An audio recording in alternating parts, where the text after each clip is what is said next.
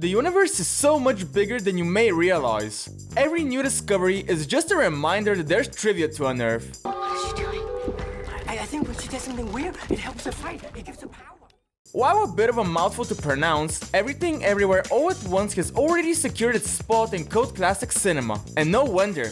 The movie is truly a marvel, seamlessly blending absurdist comedy similar to that of 1999's Being John Malkovich, with the poignant and bittersweet relational drama that rivals the likes of Eternal Sunshine of the Spotless Mind. Of course, it goes without saying that films like this don't just happen out of pure luck or trial and error.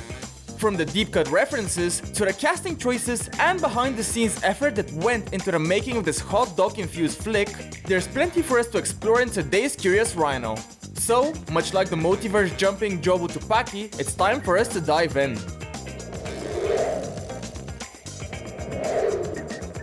For starters, while it may be hard to imagine the lead characters of Evelyn and Waymond as anything else but themselves, early concepts for the film actually envisioned the whole thing as a Jackie Chan feature, with Michelle Yeoh filling in the role that will eventually be taken by Ke Huy Quan.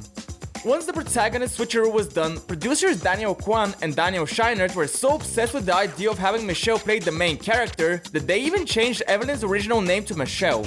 Once the actress got on board, she decided against the idea since she wanted the character to stand out on her own. What's more, the Daniels even wanted to cast Awkwafina as Joy.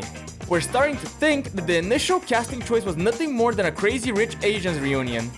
Joy? Why do you look so stupid? Ma'am. But okay, aside from the actors, what else got shifted? How about entire scenes? For example, in a particular scene where Evelyn was supposed to experience a complete mind split, the creators can envision her taking on an unusual form to say the least. That of a... noodle? Hold on, am I reading this correctly? I am.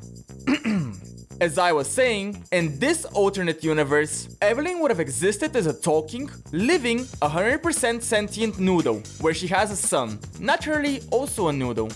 The aptly named Spaghetti Baby Noodle Boy, who we're sure would have charmed audiences worldwide, was sadly cut, as the Daniels expected the scene to disrupt the overall flow. I guess the world just wasn't ready for our little starchy carbohydrate infant. Speaking of scenes that involve things that should not be able to speak, one of the most iconic scenes from the movie is the one where Evelyn and Joy are sentient rocks, communicating only in text dialogue. The last part was a stroke of genius from Yeoh herself, as the original storyboard had spoken dialogue instead. You can't say certain actors don't make for good directors as well, that's for sure. Who are you? It's me, I'm your baby, Spaghetti Baby Noodle Boy, I'm your baby. Moreover, Daniel Kwan had an unplanned stroke of genius himself, or should we say, stroke of fate. The Daniels originally intended for the main character to have undiagnosed ADHD, and for it to be incorporated into the hectic multiverse plot. As fate would have it, Daniel Kwan would eventually discover during the production of the movie that he himself had been living with undiagnosed ADHD his whole life. That's crazy, right? And that's not even the only instance of fate. The movie, after all, explores various themes surrounding twists of fate that often take people on unexpected journeys, and our innate curiosity about how our lives would have been different had we made different choices. Interestingly, the main star herself, Michelle Yeoh, has these themes in her own life story. After a spinal injury destroyed her aspirations of becoming a ballerina, she found her true calling as an actor. Goes to show that certain things just, happen, like in a movie.